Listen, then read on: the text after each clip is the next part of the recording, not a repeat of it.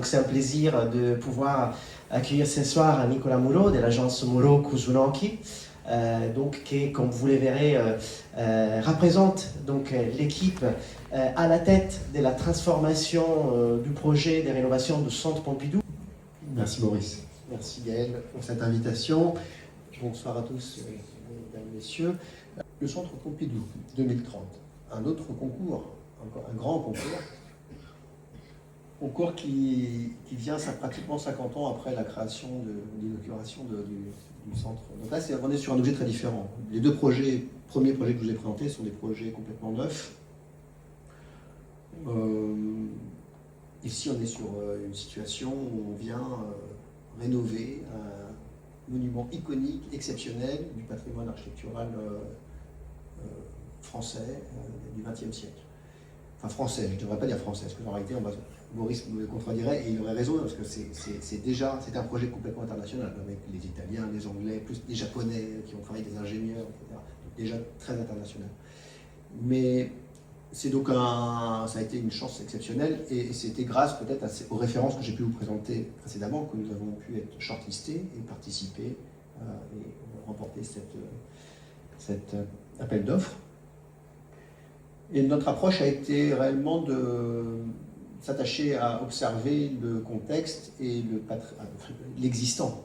Je pense que l'approche qui est la meilleure quand il s'agit de restaurer, c'est d'abord d'essayer de comprendre, peut-être tomber amoureux un petit peu avec ce qui existe avant de dire je vais signer ou marquer ma marque de fabrique. Je pense que c'était vraiment pas notre intention.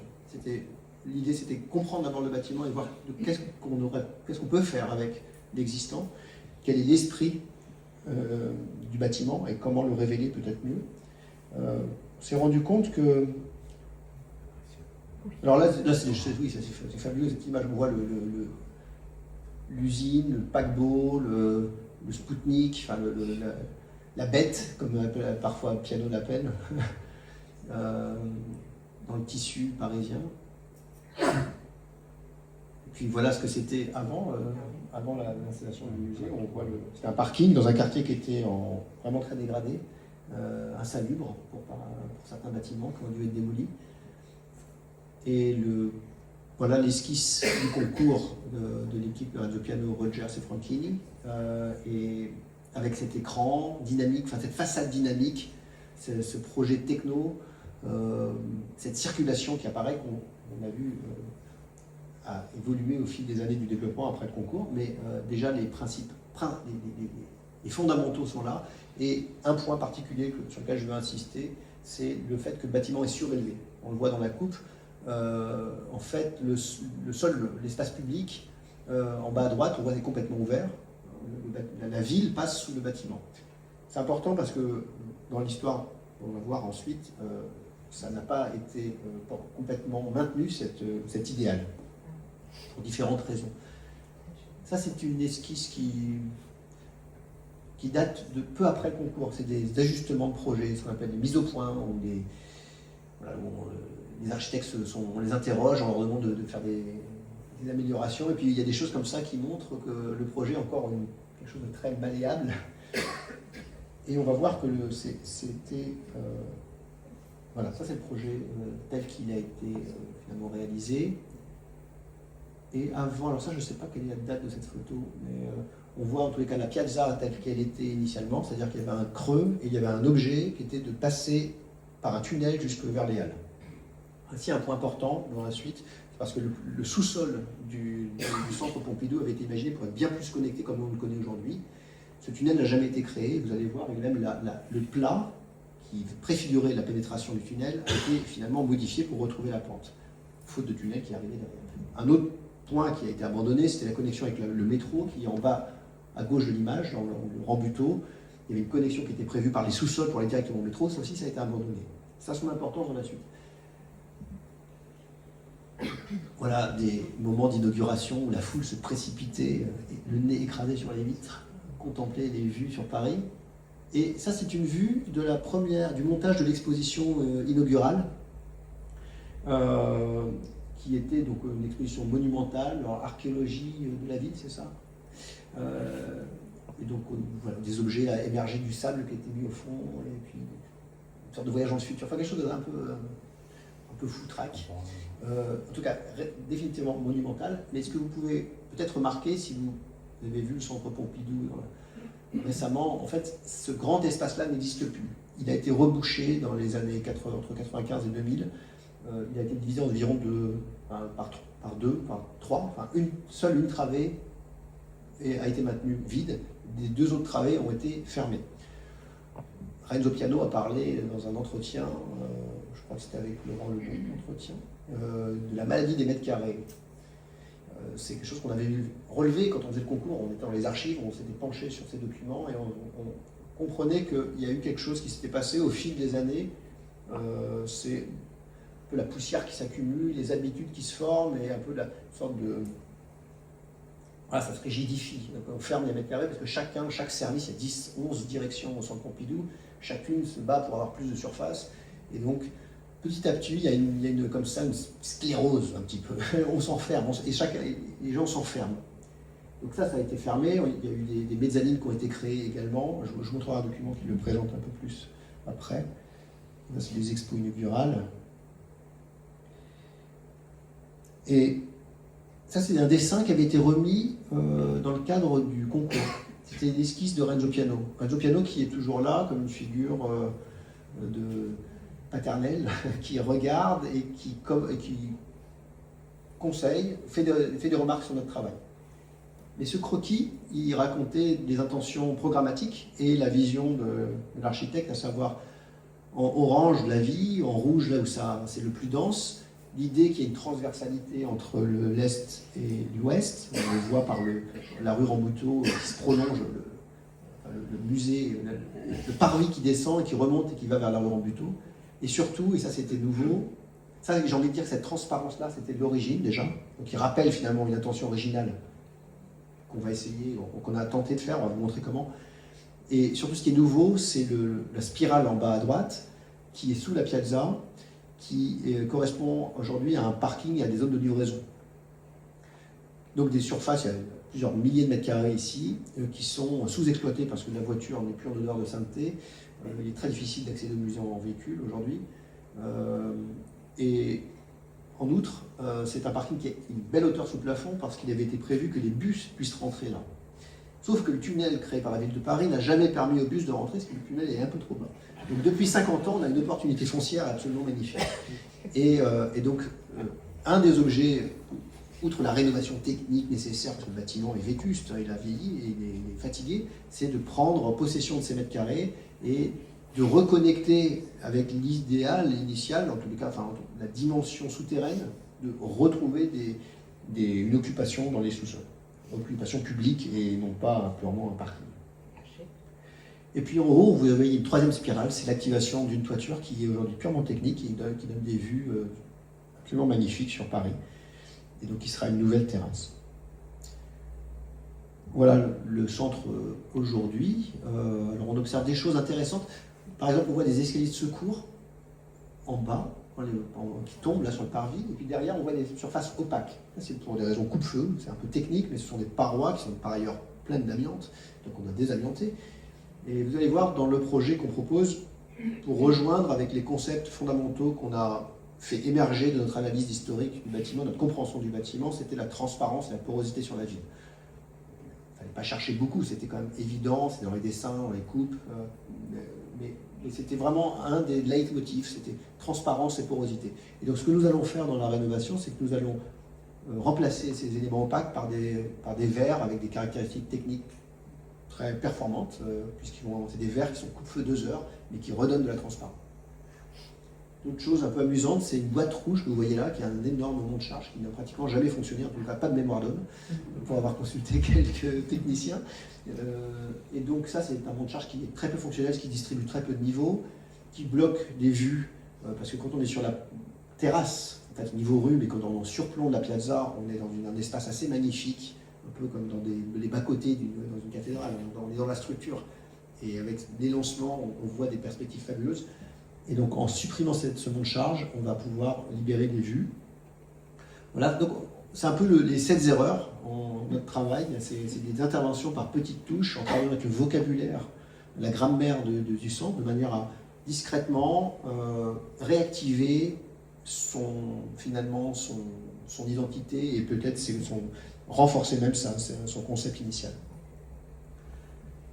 Ça, c'est un petit clin d'œil pendant les Jeux Olympiques. La façade avait été transformée en écran géant.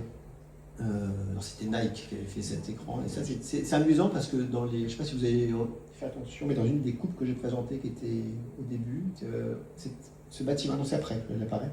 Donc, voilà, ça c'est la coupe en APS, donc avant-projet sommaire.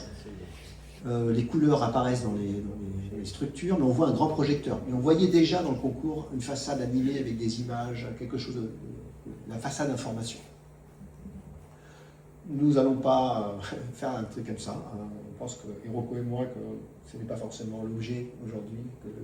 Il y a 50 ans, l'information, le mouvement était peut-être au centre c'était le rêve un peu, la bagnole, la télétransmission, la télévision, c'était une sorte d'idéal. Je pense qu'aujourd'hui, notre vision du musée, c'est que nous sommes revenus de ça et peut-être même qu'on a besoin de débrancher. Donc on est plutôt dans l'idée de nettoyer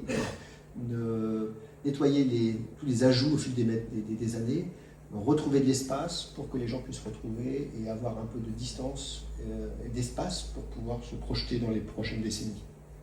En tout cas, c'est un clin d'œil amusant. Pendant quelques jours, on aura eu une vision idéale de Renzo veut devenir réel. On coupe un peu technique, mais ça montre les espaces sur lesquels on intervient. Il faut savoir que sous l'Agora, sous la piazza, il y a encore 3 niveaux. C'est un peu l'iceberg. Et il y a des ateliers. C'est un lieu de production dans lequel il y a de la photo. Enfin, on fait de la photo, de la captation vidéo, on fait des éditions, on fait de la peinture, de la menuiserie, des ateliers qu'on appelle ça, électromécanique. Enfin, c'est absolument passionnant de voir les personnes qui travaillent là et qui sont très attachés au lieu, et se dire qu'on va leur redonner cet espace, on va nettoyer, on va désamianter, dépolluer, et puis ces espaces seront donc maintenus. Mais ça fait partie vraiment de l'identité du centre, cette dimension fabrique, production culturelle. Le forum, je vous ai montré, je vais vous montrer d'autres images après. La BPI fait l'objet aussi d'une rénovation importante. Donc ça aussi, c'est quelque chose d'assez unique dans l'histoire des musées. C'est l'intégration d'une très grande bibliothèque. Donc, BPI, c'est une bibliothèque publique d'information. Donc c'est une bibliothèque publique, gratuite, ouverte à tous, historiquement accessible par la chenille. On va retrouver cet accès, je vais en dire 2 mots après. Mais en tout cas, c'est quelque chose qui est assez passionnant parce que la vision du centre de Renzo, mais peut-être aussi de l'époque, en fait, quelque part, était un musée très ouvert sur la ville, très démocratique, très socialiste, j'ai envie de dire aussi, qui, je pense, est toujours inspirant et toujours valide. Et je pense à énormément disséminé à travers le monde. Voilà, alors ça c'est en coupe longitudinale, on retrouve des choses qui sont un peu nouvelles. Alors le nord est à droite, le sud est à gauche. Là vous voyez restaurant, aujourd'hui ce sont des galeries. Ce sont des galeries et surtout ce qu'il faut retenir, et c'est un peu technique, il faut se projeter un petit peu, mais il faut imaginer que là où c'est marqué restaurant et là où c'est marqué à droite PNG, qui est le pôle nouvelle génération, qui est un truc pour les tout petits, à l'inauguration c'était des espaces qui étaient extérieurs, conformément à la coupe du concours, c'est-à-dire que c'était un espace ouvert extérieur. Et dans les 10 ans qui ont suivi, ça a dû être fermé parce qu'il y a eu des problèmes de salubrité évidemment. En plus, c'est un quartier qui était mal famé, et puis il y avait des problèmes de saleté, etc. Mais ça a été fermé par un cinéma à droite, donc ça a tué la façade opaque, qui est devenue opaque, et puis à gauche, ça a été fermé par des galeries, des galeries qui rapidement nécessitent le noir pour les besoins des installations. Et donc le programme et le projet, ça consiste à retrouver de la transparence et des porosités. À nouveau, je reviens sur le titre numéro 1, transparence, porosité, restaurant avec des façades qui vont s'ouvrir, on pourra rentrer dans le musée par le restaurant, et puis le PNG, on pourra voir ce qui se passe, des activités dans lesquelles il y a des ateliers, des ados qui bouquinent des BD, qui sont affalés et qui font vivre le bâtiment.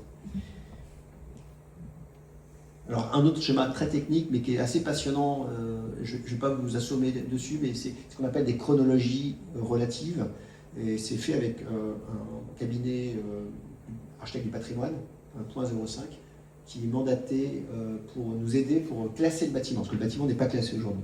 Donc on est en procédure de classement. Et ça fait partie de la méthodologie pour faire apparaître sur un seul plan de manière immédiate les évolutions et comprendre qu'est-ce qui est authentique et puis voir de manière relative les différentes évolutions chronologiques. Et donc, ce que j'ai mentionné juste à présent, par exemple le numéro 1 vert à gauche ou 2 à droite, c'est des espaces qui ont été construits postérieurs, donc en 85-86. Alors que le bâtiment a été inauguré en 79, si je ne me trompe pas. Donc très rapidement après. Et puis en 5, au milieu, vous voyez l'agora qui a été refermée avec les 2 rectangles de part et d'autre. Ça fait partie d'une évolution qui est plus tardive, entre 91 et 2000, une grosse campagne de travaux qui a refermé 3 au centre aussi, de part et d'autre de l'agora. Vous voyez 2 mezzanines. Ce sont 2 planchers qui ont été créés aussi.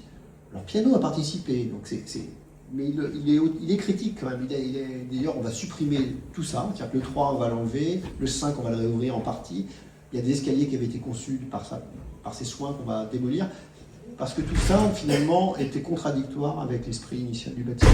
Et on est d'accord sur ce principe-là. 4 aussi, quelque chose qui a été catastrophique, ça a été la création d'un escalator transversal, alors que le concept du bâtiment, c'était la chenille. Je déambule dans la façade et j'anime le bâtiment par les mouvements de foule qui vont aller à la bibliothèque, aux différentes galeries, aux restaurants, etc. Et cette chenille, en plus, était corrélaire avec une entrée secondaire uniquement pour les utilisateurs de la BPI, avec seulement 5000 utilisateurs par jour. Donc 5000 personnes venaient se mettre sous les tuyaux et dans les pots d'échappement, faire la queue pour aller chercher un escalier secondaire qui en plus portait préjudice à la structure, parce que la structure, je ne vais pas m'étendre trop, mais elle est juste fabuleuse. C'est comme une peau de tambour ou un navire anglais de cordes et de tension. Et des déséquilibres ont été apportés, structurels, que nous allons corriger. Puisqu'il n'y a aucun joint de dilatation sur 150 mètres de long, c'est quand même une prouesse. Enfin bon, je pourrais donner quelques détails techniques, mais les planchers se dilatent entre 10 vers le bas et 10 vers le haut pour pouvoir gonfler selon les charges et les températures. Enfin, c'est juste une beauté d'ingénierie. Et ça contredisait le schéma statique, le percement de ce plancher.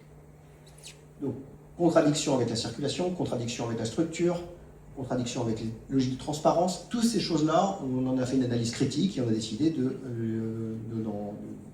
je dis nettoyer, quoi, quelque part, pour retrouver l'authenticité du concept. En haut, 10, Brancusi, c'est un pavillon qui a été créé assez rapidement sur la place, suite à un leg de l'artiste Brancusi. D'abord une installation provisoire en bois qui a rapidement posé problème, et ensuite Piano a été missionné pour faire un bâtiment.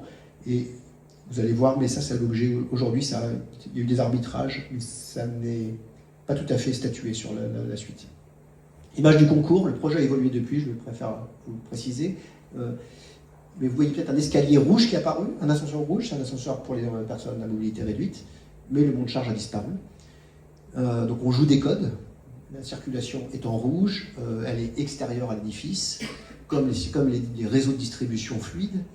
Surtout, c'est la transparence. Derrière les escaliers de service technique, tout devient transparent, et le restaurant, avec les tables, vont permettre de donner une animation sur l'angle sud-ouest de l'édifice. Petite anecdote, mais c'est l'histoire des projets. Ce grand escalier avec emmarchement, qui était une proposition pour rendre accessible la plaza, a été refusé par nos autorités en charge du respect du patrimoine, puisque c'était le seul élément authentique qui n'avait pas bougé. Ça n'a, selon moi, aucun sens, mais on mettra un ascenseur qui sera en panne, comme tous les ascenseurs à Paris, dans l'espace public. Mais bon.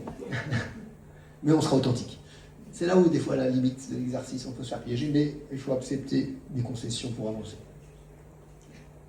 Le dessin d'Iroko raconte bien, je crois, alors on va rentrer dans le détail, mais on voit l'agora réouverte, il y a des gradins qui viennent s'installer, des escalators qui viennent s'installer dans ce grand trou, le restaurant en bas à droite qui s'ouvre avec des façades sur la rue, et tout en haut à gauche, au fond, le PNG, le pôle nouvelle génération, qui accueille des enfants de 0 à 15 ans. Donc on a 2 étages pour les enfants qui permettent vraiment à 0, c'est-à-dire qu'il y a des endroits il faut les changer, pour les accueillir, etc. Ce qui est vraiment une nouveauté et que je trouve assez passionnant d'imaginer que les enfants, mais surtout les jeunes parents aussi, ils sont bloqués, puissent sortir de chez eux.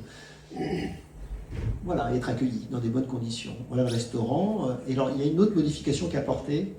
Alors, je n'ai pas fait le jeu des images avant-après, mais entre la librairie, ce qui est marqué librairie et restaurant, aujourd'hui, c'est un peu technique, mais il y a des parois, ce qu'on appelle de compartiments coupe-feu, qui permettent aux personnes, en cas de feu, de se réfugier d'un côté ou de l'autre selon le feu.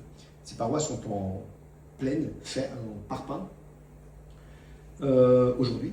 Elles ont été faites à l'époque avec des verres gravel, c'est-à-dire des verres armés, et puis en 90-2000, ça a été changé en parpaing. Donc, la logique de transparence, elle avait été voulue, elle a été modifiée parce que le gravel ne répondait plus aux normes, ça a été donc dégradé, et donc aujourd'hui, ce qu'on va faire, c'est grâce à des produits qui sont des technologies qui sont développées, contemporaines, éprouvées, on va pouvoir avoir des magnifiques façades totalement vitrées, mais qui répondent aux obligations de sécurité au feu.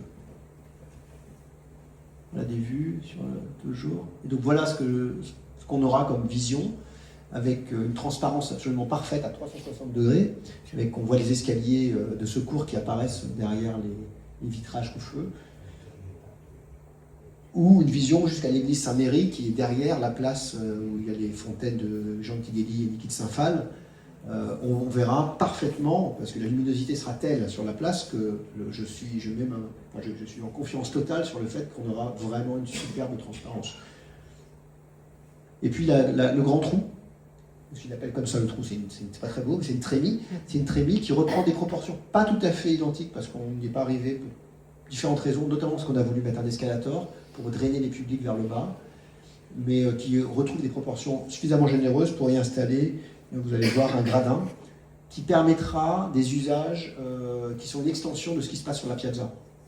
On voit que la piazza, c'est une extension c'est comme un espace scénique libre d'interprétation par l'ensemble de la population, les cracheurs de feu, musiciens, etc.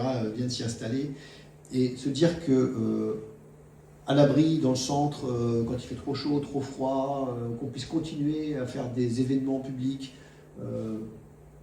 gérés par le musée ou un peu laissés plus libres, serait intéressant. Il faut aussi se dire que la bibliothèque, très souvent, les personnes descendent et se baladent dans le café, il n'y a pas forcément suffisamment d'assises, donc ça pourrait être une extension finalement de l'usage. Quand on va au musée, quand on va à la bibliothèque, on se pose, on attend, on a un rendez-vous, on veut boire un café, ou un événement a lieu. Voilà le sous-sol, sous la piazza. À droite, ce qu'on appelle la grande salle, qui est une salle de spectacle, qui est rénovée, donc elle existe là et on la rénove. La petite salle de répétition, c'est la même chose, elle est là et on la rénove. Par contre, ce qui est nouveau, c'est derrière le mur, qui part en diagonale comme ça, en bas à droite vers en haut à gauche, et dans lequel on trouve ce qu'on appelle des grandes boîtes, petites boîtes. Alors la dénomination vient du centre, elle convient à personne, mais c'est en fait des espaces d'exposition. Ce qu'on appelle des boîtes. C'est des espaces capables qui sont nouveaux et qui sont de plein pied avec les cinémas, qui pourront permettre des programmations sur un plateau de quelque chose qui pourrait être très hybride entre, mettons, une œuvre totale, cinématographique, immersive, parce qu'il y a une salle immersive derrière les gradins, théâtrale ou performative et graphique par exemple. Voilà la grande salle, la petite salle, la salle de répétition, un petit café dans l'agora et dans l'espace de connexion. Et ici, alors toujours les livraisons sont maintenues, parce qu'il y a un tunnel à proximité qui est pratique, même si on ne peut pas y mettre des grands camions, il y a quand même des fonctions, on peut mettre des petits véhicules, et donc on ramasse tout ce qui est logistique le plus au sud possible pour libérer de l'espace. Puis un cinéma 1 qui est nouveau, qui n'est pas nouveau, qu'en fait, qui est celui qui était en haut, qu'on fait descendre, quelques informations structurelles pour pouvoir améliorer, le faire entrer, mais voilà. Et le cinéma 2 aussi est nouveau. Voilà, les mètres carrés, tout ça au public en fait. C'est quand même une très grande surface. On le voit aujourd'hui, c'est quand même un espace qui est sous-exploité. Quand on constate, quand on va au Centre Pompidou, le forum L'Agora est relativement sous-exploité, mais aussi la mezzanine est sous-exploitée. Donc, toutes ces transformations-là vont faire participer, vont mettre en usage des lieux sous-exploités. Voilà, alors ça c'est le niveau haut, c'est le niveau mezzanine justement. On voit les restaurants en bas. Non, ça c'est pas ça, c'est la grande salle. Oh, ça c'est une image d'archive, elle est amusante, c'est la BPI. qui va être rénové avec Frida Escobedo, qu'on a particulièrement la responsabilité. On observe des parois vitrées d'ailleurs dans cette image. C'est des choses. Par contre, on voit que c'est très fermé. C'est marrant cette image-là, parce que un bâtiment qui aurait pu être tout vitré, il y a eu des concessions et des compromis nécessaires, économiques probablement, mais toutes les parois, au fond, on a déjà le mur coup-de-feu fermé, puis à gauche, vous le voyez aussi, tout ça derrière, c'est la façade est, là où il y a les tuyaux. Donc un des partis que nous avons défendu et que nous continuons à faire, ça va être d'ouvrir des vues vers l'est, vers le marais, là, dans l'est parisien, et on va voir à travers les tuyaux, qui est l'identité du bâtiment, de toute façon, et qui va donner des possibilités de lumière et de perspective. Ça, c'était des images d'archives.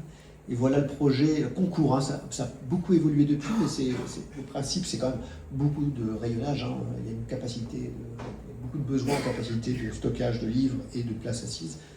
Mais l'idée, c'est la transversalité. C'est comment faire venir les œuvres de la collection du musée, la collection d'art moderne, dans la BPI. Et là, si c'est la chance, quelque part, de cette rénovation, c'est un peu de casser, faire tomber les murs et remettre de la transversalité entre les différents services, entre les différentes directions, et ramener un peu de fraîcheur. Et à ce titre, Renzo et Rogers avaient, dans leur mémoire de concours, ils avaient exposé ce concept au jury, comme quoi leur musée se devait d'être renouvelé tous les 25 ans pour être en phase avec les besoins de la société contemporaine. Et on se rend compte que voilà, on y est un petit peu. Vous vous souvenez peut-être du schéma que j'ai montré où vous voyez la chronologie relative. On se rend compte que ce bâtiment n'a pas arrêté de vivre, de changer, d'être transformé.